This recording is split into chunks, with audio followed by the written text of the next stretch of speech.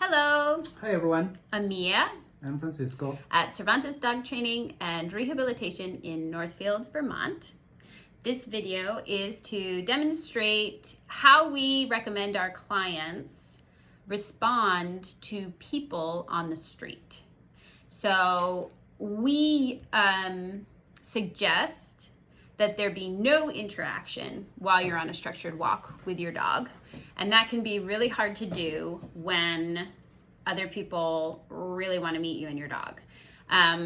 It's kind of a bad habit in our society that people do that. I don't think people understand or realize its effect, but it really is best for the dog that you focus on your walk and that these outside distractions are not allowed into your bubble, into your working space. Is there anything you want to add, or did I really nail that one? You nailed it. Awesome. So this video is a demonstration about how we teach this to our clients. So you'll get to see that. And this is just part one. So in this video, we are showing you how to respond to a very excited person on the street. Part one is just you meet a really excited person who is so desperate to meet your dog. It happens all the time. It's really unfortunate. We have a certain way that we teach our clients about how to deal with it because it happens so regularly. Part two will be another person with a dog on leash that you meet on the street. And then part three will be you've encountered an off-leash dog somewhere. So we hope that you enjoy part one, and we look forward to sharing parts 2 and 3. Thank you for watching. Thank you. Oh my God, you are so cute. Nope.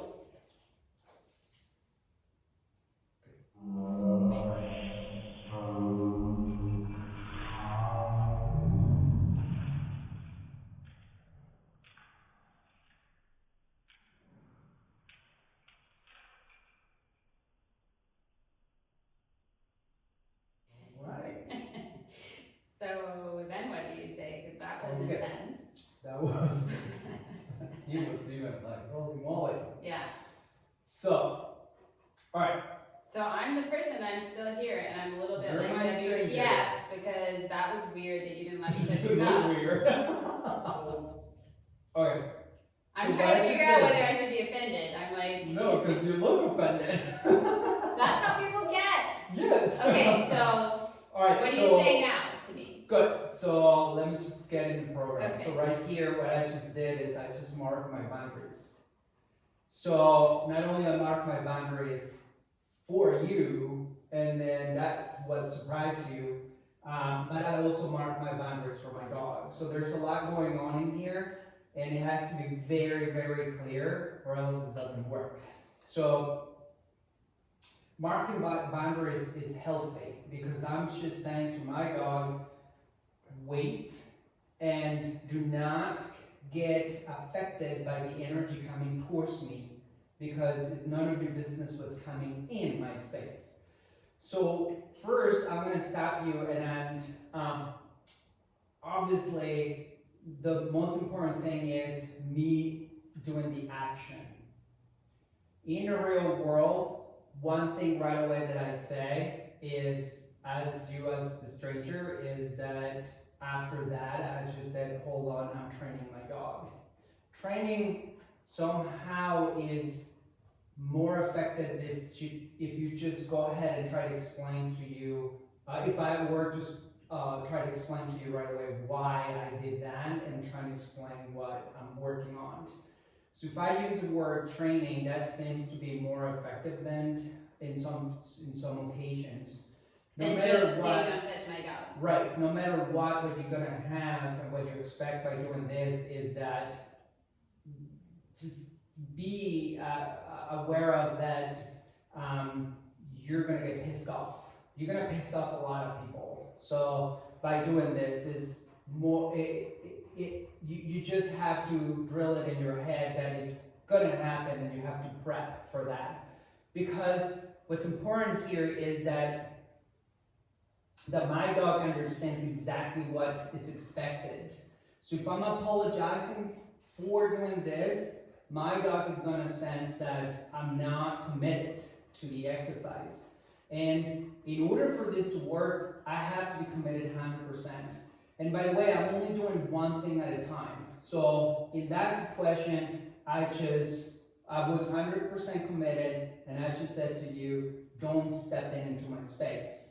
At the same time, my dog says, shit, I need to stop as well. I need to reset. I need to kind of like think really hard about what just happened. So now, this is thinking. And I'm just stepping away, but usually I don't. I stay right in my position right here, but because we're recording this way, I want to make sure that you see what state of mind that I need from my dog. This is what I want. I don't want an oversized state of mind. I want the mind of my dog to be like, what is going on between us? There's nothing going on between us other than we're waiting. And what is it that we're waiting? We're waiting for a cue. So my dog is just, it's prone to have when it's relaxed, it's going to do really well for me because they're waiting for me and certain cues. The cue that my dog is waiting is okay to move forward, or the next step would be inviting you to my space. Could we do that one more time with him on the other side of you so that the camera can see the way he looks on that stop? Sure, I'm gonna point out again, that's my dog's behavior, and I want that. I don't want anything else. So I want to have this behavior because this is gonna help me in my focus. Go ahead. Oh, wow, look at that dog. There you go.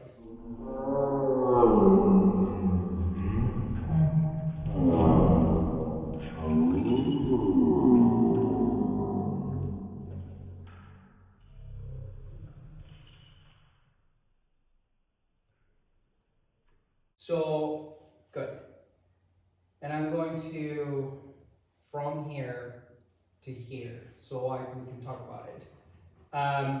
All right, so obviously because we repeated, he kind of like he was already in the mode. So, for you as my stranger, I don't want you in my space. So I'm going to be committed either, and it doesn't matter whether my dog it's on my left or it's on my right.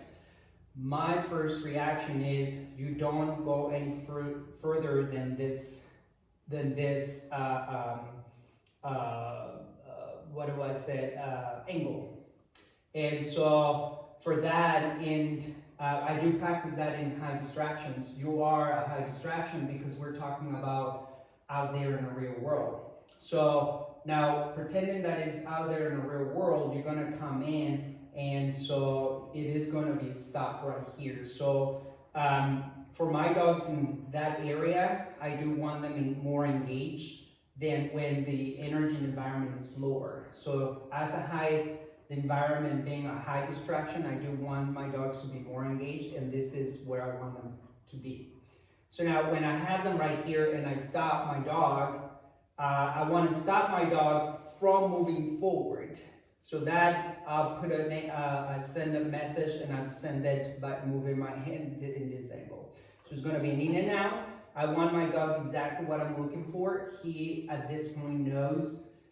He hasn't done this exercise much, but the only thing is I prep my dog for this sort of situations. So that would be the bubble exercise. So once we The do bubble that, exercise is on Patreon, so you can study that first. true, and then that is kind of like to communicate with my dog what's expected. So once I've done that, I wanna bring the skills into different situations. Sit. So, and this is a new high distraction situation. So, so again, I just said stop right there. My dog right away says, "Oh, what does that mean?" But you didn't say stop right there. You used your leash I pressure. did use my leash. I didn't.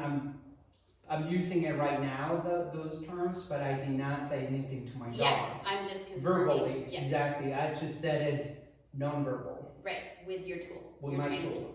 So now, what I want right now, and I would always want for my clients, is that if they can prepare themselves for high distractions in control, which means having proper tools. So now this is going to help you big time, because my dog is doing it really well in this room, but I would expect the same thing in other distractions. Just so you know, the only difference is that I'm prepped whether I use my tools or not, but in this situation, I already prepped myself for success. So I'm doing this, I communicate to my dog, wait a minute, while I'm trying to focus on the other angle. So first, I stop my dog, but so I stop, and then my dog stops with that signal. So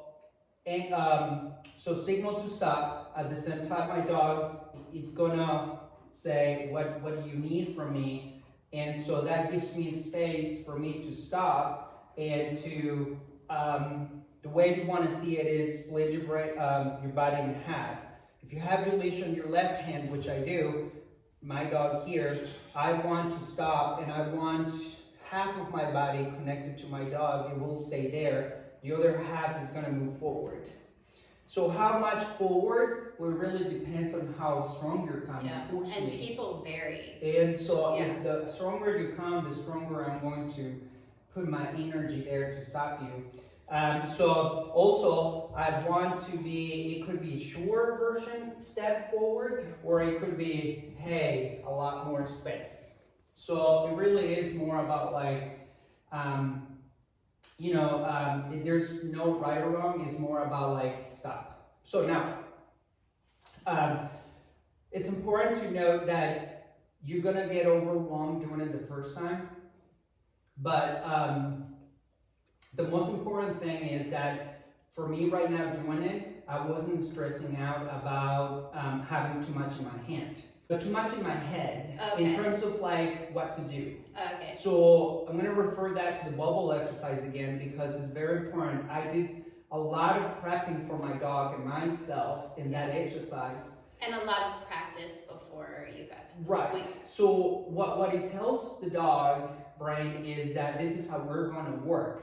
And because I did that in preparation for this situation, I'm not struggling here mentally to figure it out what I'm going to do every step of the way. It just becomes more natural because I'm not bumping heads with my dog. I'm not stressing out that my dog is going to listen or not. My dog actually just says, this is what we're doing. So now, once I have that, it's much easier for me to concentrate. And that's why I don't have too much in my head. I should say, this is what we're doing here. This is what we're doing right here. And then the rest, I just concentrate. So it's, if you think about it, if I think about it, it's more like I break it down in my head. First, stop any movement and protect my space. And then the rest is going to be much easier for me because I have a clear mind. I'm not stressing out. I'm not frustrated at any angle. Right, the threat has been stopped. The threat has been stopped. There's no more movement. There's safety. Yeah. So as long as I project safety and I know that I don't have anything in my head that to say you're going to come in, because if I see you moving in, I'm going to continue pushing you away from my space. So again, be ready to piss off some people. Actually, when I do that, I want to say to my strangers, I'm working with my dogs. Do you mind waiting? Anything that comes after that, you figure it out, that part. But I do use the word training. So now, first again, stopping all of it. And so that tells my dog, oh, that's what I need to do. I need to wait for another signal to figure out what's next. For me, having a clear mind after I do this, and I'm going to bring this as well. So once I stop my dog, I knew right away that my dog will stop. So that gives me a chance to concentrate here, rather than concentrating, let's bump heads between you and I over this, and you're going to lose control that way. So first, I want my dog to know what I'm doing, or trust me. So once I did that, I had the space in my head to also concentrate here. But once I stop you, this is a very important step because once you do this action, you don't want to move unless I make sure that you will stop completely. If you move a little bit too soon, you will still think about a behavior. You will still be engaged, and then you will still, as soon as you see this movement, you will move forward towards me. I don't want that. I don't want you in my space, period. And it's not that I don't want you in my space. I want you in my space, but on my terms, not your terms. And so now, as you notice, my dog is just kind of like, there's not much to do. He knows the downstay. I didn't give it the downstay because the most important thing is that he's not stressing out about anything. Therefore, the mind relaxes on its own. So now, once I trust that my dog is going to do that, then I can deal with this. Yeah. And one thing at a time. I just control the situation so I can have the space to deal with what's coming right here. And so, again, it's very important that your dog knows exactly what to expect. If you are not there, then you just need to do more work on. But again, the bubble exercise is a very clear marker about your boundaries and and to start communicating how things are going to work out. Thank you so much for watching this video. Definitely leave comments for us. Let us know what you think. If you have any questions, leave them in the comments for us, or you can join us on our Q&A. We're happy to answer any questions that you have there. And again, we look forward to sharing parts 2 and 3 with you. Just let us know what you think, please. That would be awesome.